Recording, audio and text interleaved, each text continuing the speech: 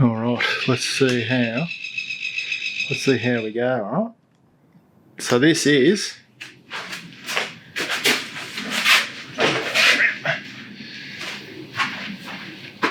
G'day, welcome back.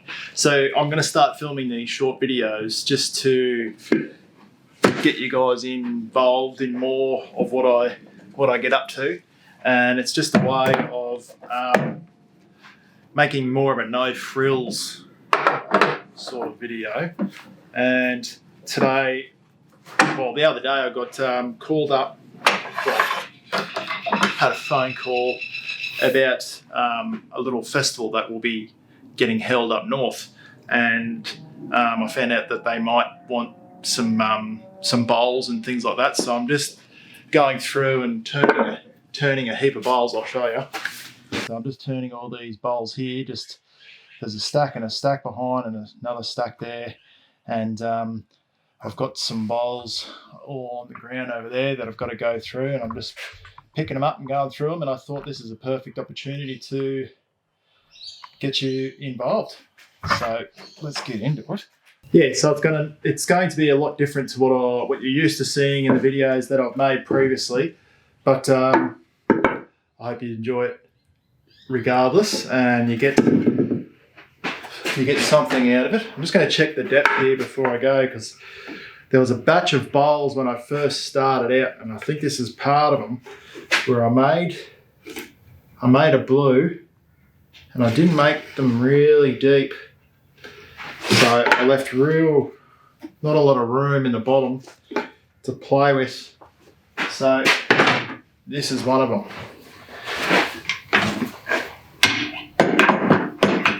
So we're going to get into it. I'm just going to use the Lucas remounting plate that I've been using. It's a bit second-hand now. I need to make a new one because I think it's got a bit of a wobble in it and making a bit of vibration.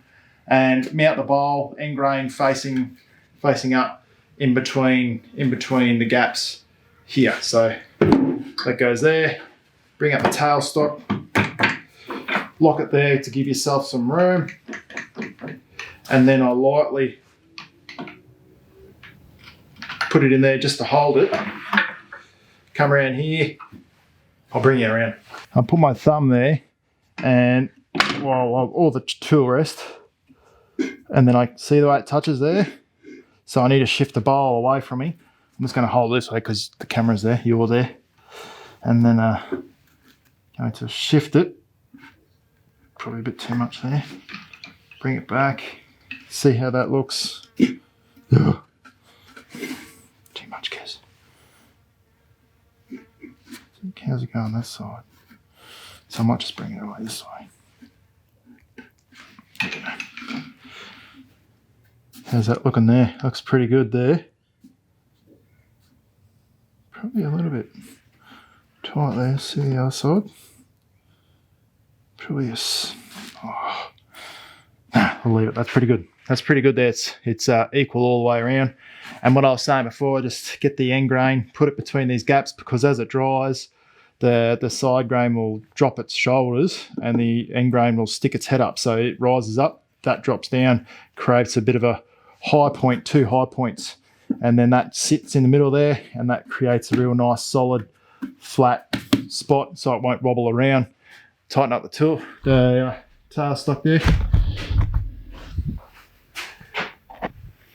So I've been talking about doing these videos for a while, just these no frill sort of videos where it's just turning, you and me, and just having a yarn. So I haven't got much wriggle room there to play with, but I'll first start with a,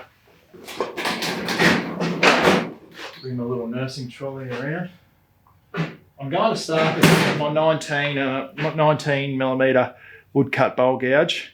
55-degree bevel angle, and I'm just going to clean that up. I'm just going to clean it up and get it ready for a trim and tidy that up so it's all spinning uniform. Yes, right. Turn the lathe down because you don't want it spinning its head off.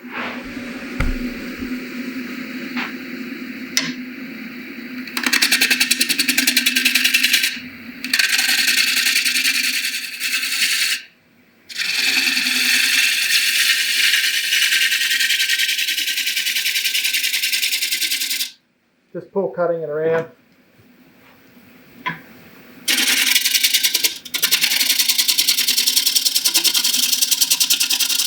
Do a little bit of a push cut.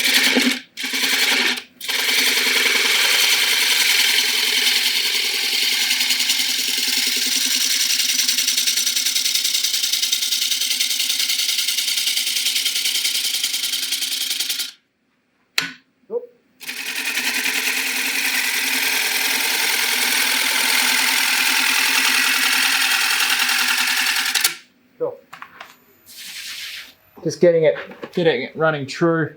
So when I hit here with that, when I went bang before, that's it there. Just I was a little bit careless. Right, now I'm going to come around here and just clean up this tenon there, and I'm going to do that with a smaller gouge, a little 16mm with a 45-degree bevel, and I've got some of the heel. Can you even see that? Know what I'm talking about? Can you see that there? Wait for it. There it is. So this is a woodcut tool as well, and it's got it's a 16mm with a 45-degree bevel with some of the heel removed on the back there. Voila. Now, I'm going to tidy this. Foot up. I'll bring you in so you can get more in the action here. Yes, right.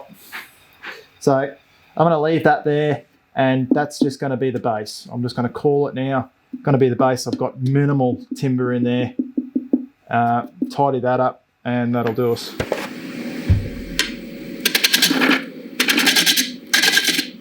The actual base itself is warped as well.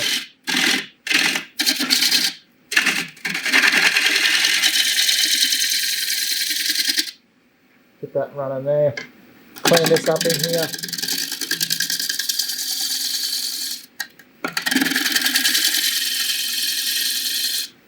That's nice.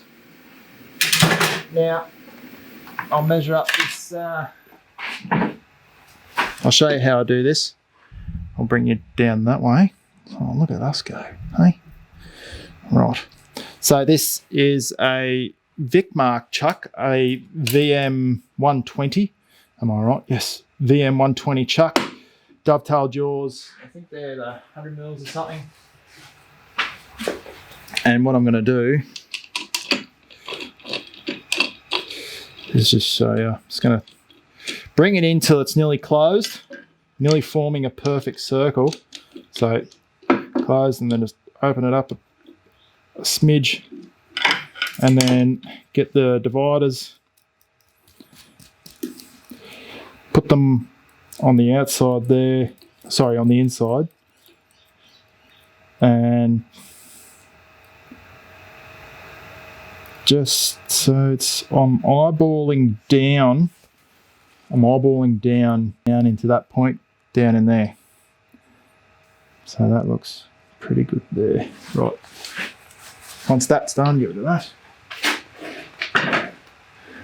Bring it back up. I'm actually looking forward to editing this video because normally, if you've seen some of my videos before, it takes me over a week to edit my videos, and it's a lot involved. So I'm just going to mark this up. So you're probably used to it. Normally I have a roof camera, but in order to just be a little bit more fluent and off the cuff, I'm just going to use the one camera for these little impromptu videos, just as I'm working to like I said, to try and bring you in more and to be more just open to you guys just hanging out. And it's sort of like a live session, but without the live business. And hopefully it'll speed up the editing for me on my end. But we were going to just mark up this tenon, and just going to hold it like this. Left side touches right side shadows the mark that the left makes. So see, it's on the outside there. That means I need to move my left pointer over to the right. Too far. Too far again.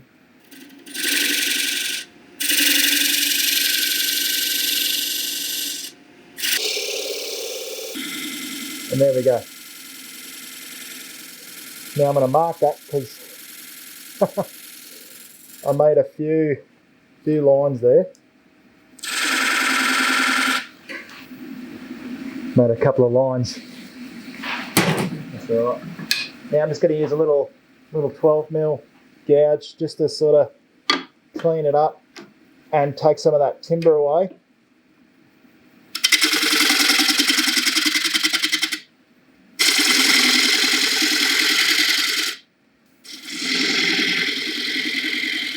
And that's sharpened to 45 degrees with a bit of the heel removed as well.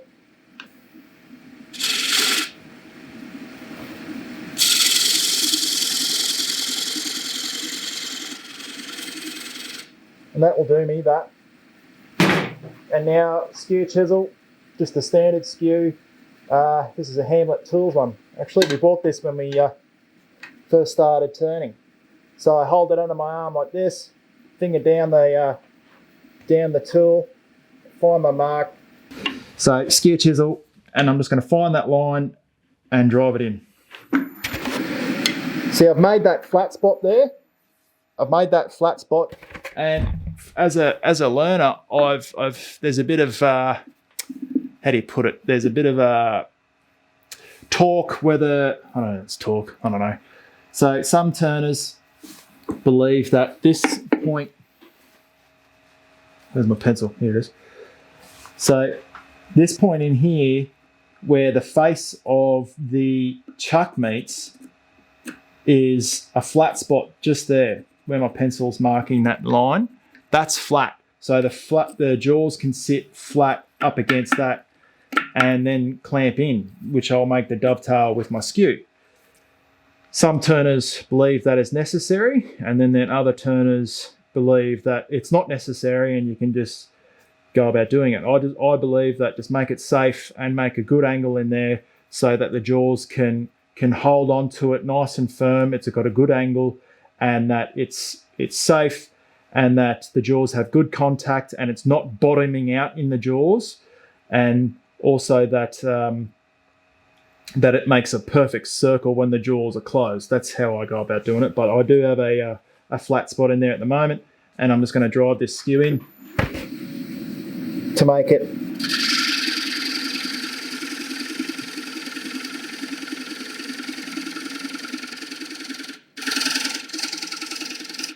And there we go. And now I'm going to just clean this up with my little 12mm, and then come back in there and make like a nice little foot. I'll just show you what I'm going to do.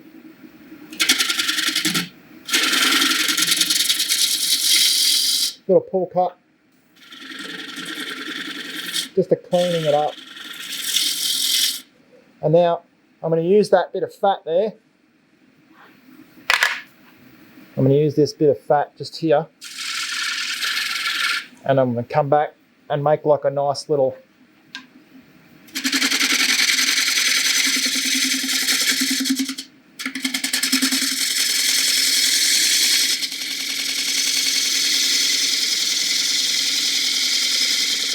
like that.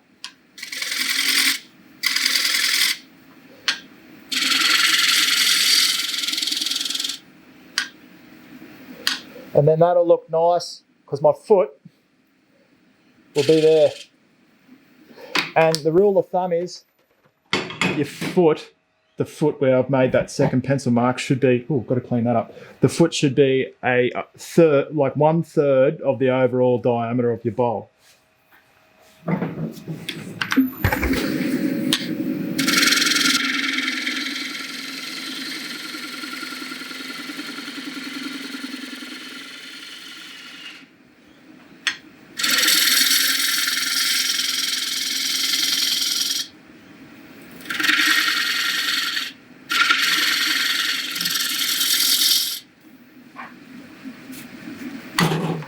I'm going to need a bit of room. Oh no, I should be right. So I'm just going to get, might get my dividers out. Check that. My calipers here. I've got a bit of room there. Not much though. Bloody hell. Yeah, okay. Just going to do a push cut and then finish that up and we'll flip it around. And if I can do that with you there. I'm just going to shuffle your back a touch.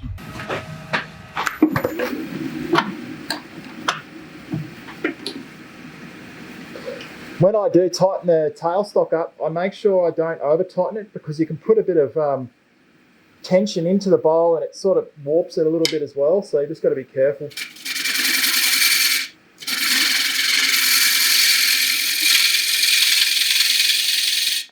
There you go.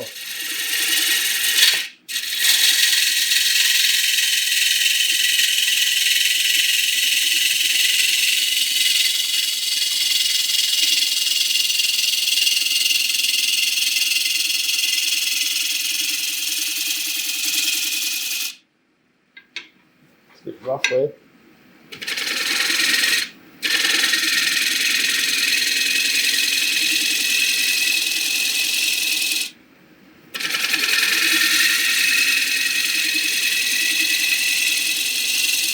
I'll show you a cool little tool how to get rid of those tool marks in a second as well.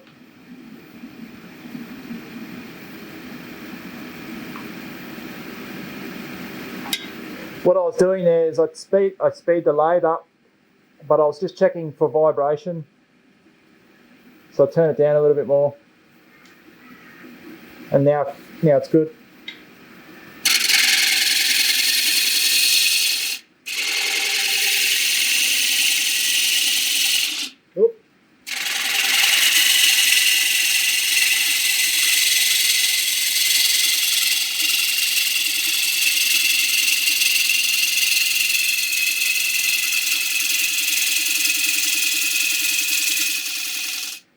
I'm no expert on the push cut, but I try and practice it every single time.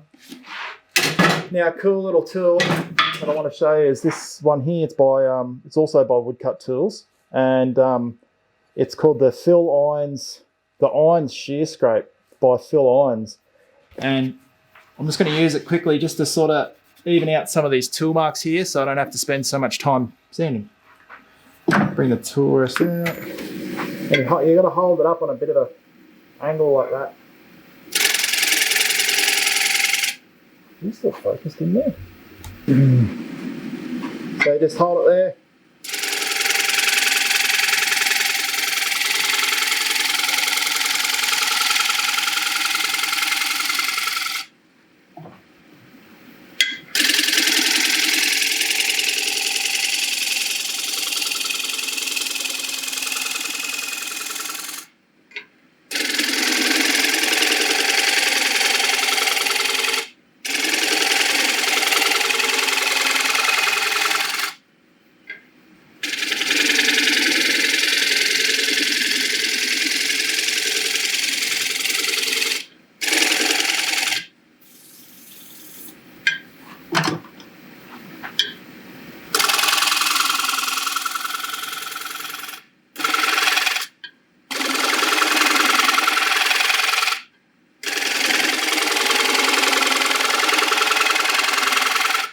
That'll do us.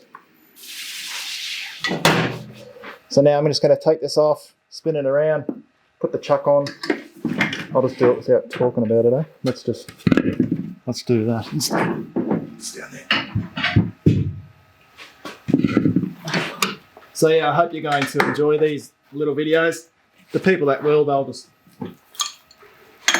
watch them, I guess.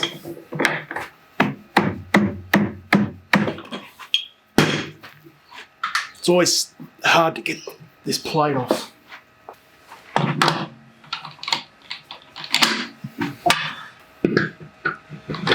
Yeah, so this little festival up north, it should be pretty cool. I'll hold it in there. And I'll come around and I'll show you what I mean by a perfect circle. I try and make it like they say, a perfect circle. So that there, see the way the teeth are nearly closed? Well, they are closed. And that bowl is not going anywhere. So for this first video, it's just going to be it's going to be rough, but I hope you enjoyed it anyway. Right, so I'm going to tidy up the rim because I wasn't able to go all the way to the end with my gouge. So I'm just going to tidy this rim up and then we'll work on the inside. But before I do that, I'll check that.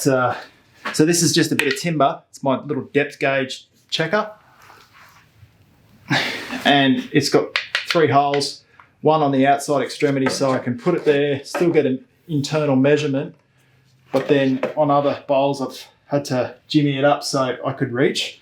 And because I'm not an octopus, I go and I lock that there like that. Get a straight edge, put it on the back, line it at the back of the bowl. And I've got about 10 mil to play with there. Because it moved, I'm just going to check it again.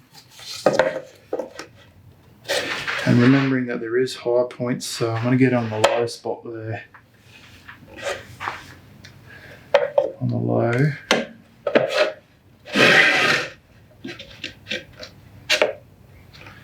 Let's see how that looks there.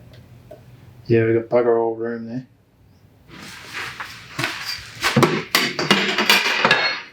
So, not much will be happening around the bottom.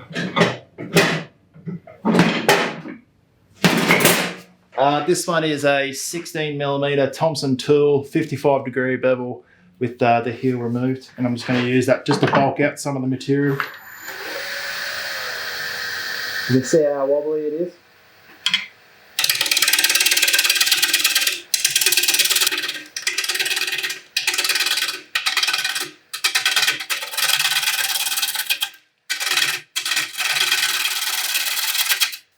And I'm just pushing in there. I've got the tool down like this, so I didn't even move. Like.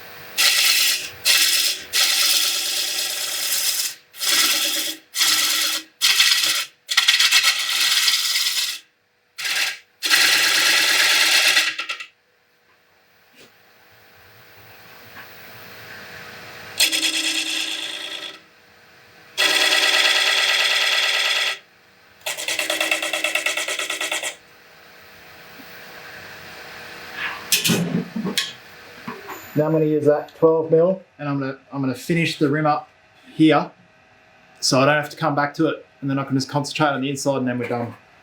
I'm going to hold it like this, fingers over the front of the flute, my pinky finger behind it so it doesn't kick back.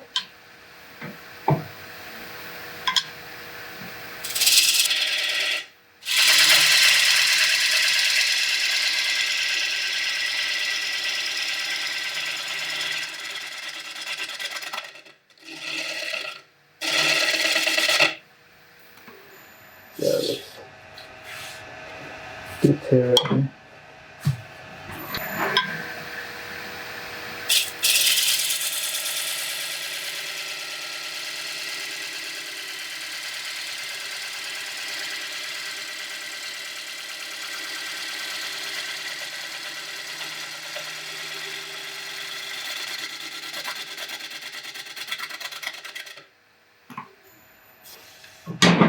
Good answer.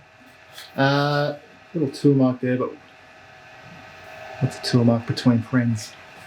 Righto, now we're going to go on the inside, bring the tool rest around so it's nearly hugging the inside of that bowl. I'll just light down so you can see what I'm doing here. And to do that, I'm going to use this. Actually, let's go back to the Thompson. Just going to clean it right up. See if we can make it all the way down to the bottom without coming out of the wood there.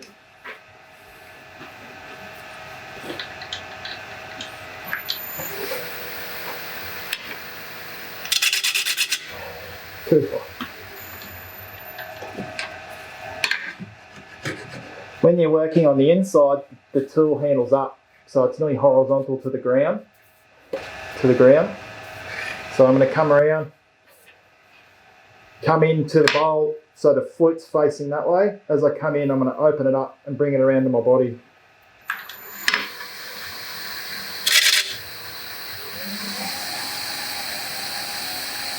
So I just upped it to 1000 RPM.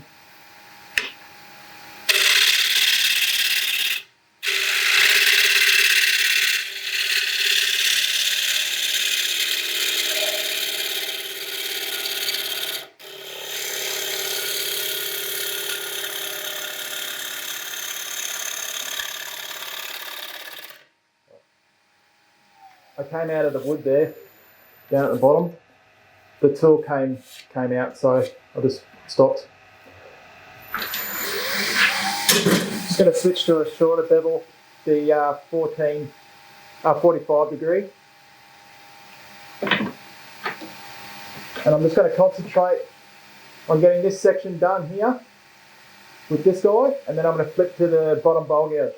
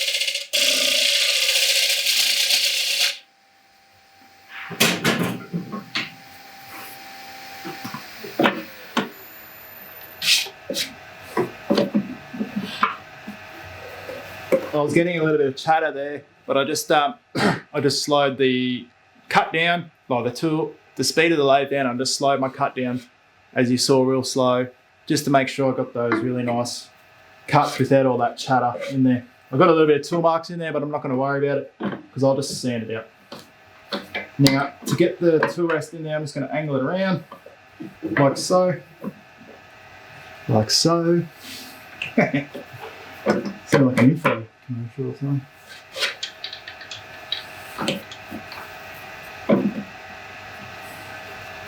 Not too much.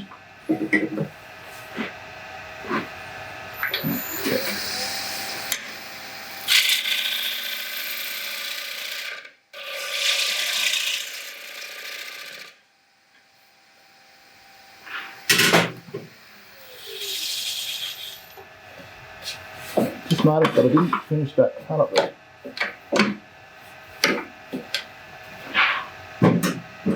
Just had a bit more meat out there.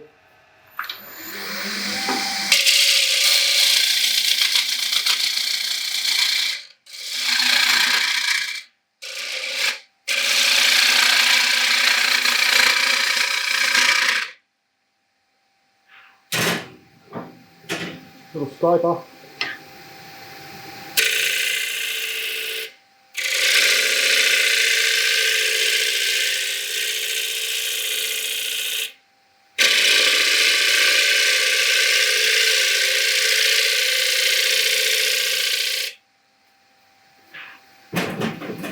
Jeez, that shit's dusty. I'm gonna put my respirator on.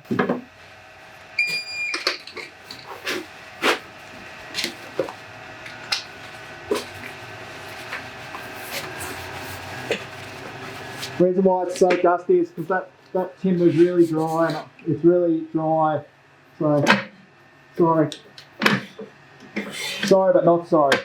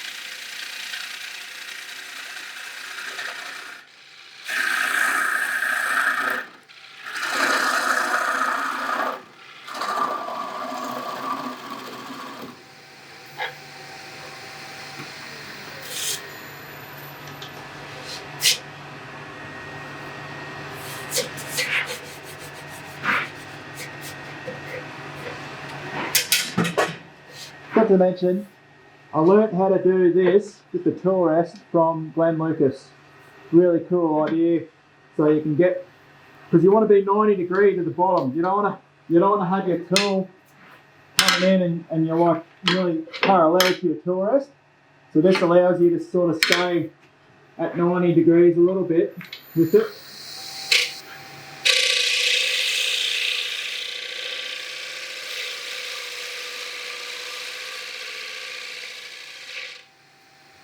Oh, and this is sharpened to 60 degrees with that heel removed. You have to remove the heel because otherwise it'll catch all the time. I'm trying to imitate a catch.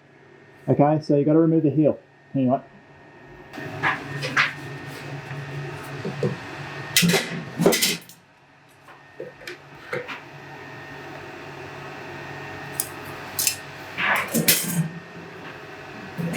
And the scraper I was using is just a negative rate scraper. And I just hold it up like that. I'll show you how I use it. There's a little bump here, so I'll just get rid of that. Little bump just here.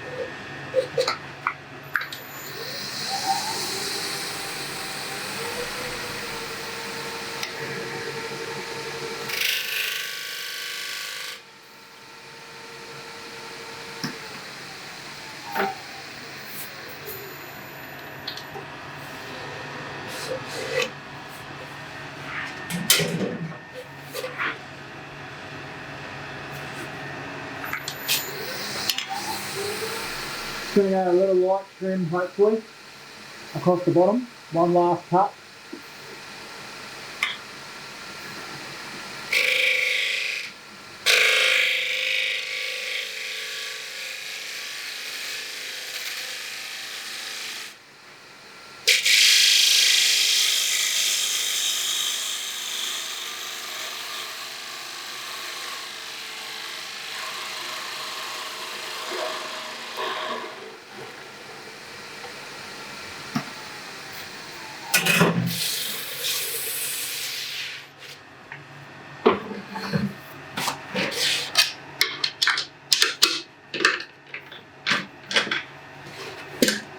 There you have it.